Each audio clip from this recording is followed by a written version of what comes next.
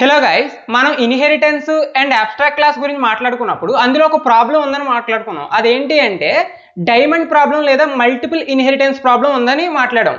So ఈ ప్రాబ్లమ్ని overcome చేయడం కోసం మనకి ఇంటర్ఫేసెస్ అనే కాన్సెప్ట్ వచ్చిందన్నమాట. ఒకసారి మీకు మల్టిపుల్ ఇన్హెరిటెన్స్ ప్రాబ్లం చూపిస్తాను, ఎలా మీకు ఇష్యూ వస్తుందో ఇన్హెరిటెన్స్లో. ఓకే, ఈ స్టెప్ అంతా తీసేస్తున్నాను. ప్రెజెంట్ అవసరం లేదు, ఇది కూడా అవసరం లేదు.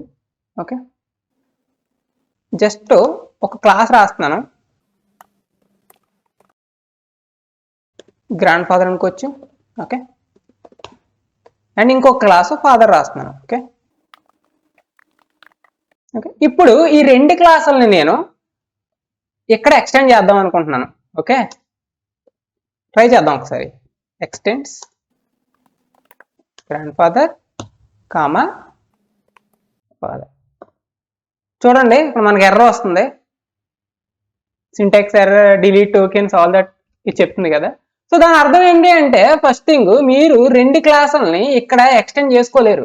ఓకే, ఇది పైథాన్లో పాసిబుల్ అవుతుంది. ఓకే, అక్కడ మీకు సపోర్ట్ చేస్తుంది, కానీ జావాలో మల్టిపుల్ ఇన్హెరిటెన్స్ అనేది సపోర్ట్ చేయదు అనమాట. ఓకే, సో దానికోసమే మనం ఇంటర్ఫేసెస్ అనే కాన్సెప్ట్ వాడుతున్నాం. ఓకే.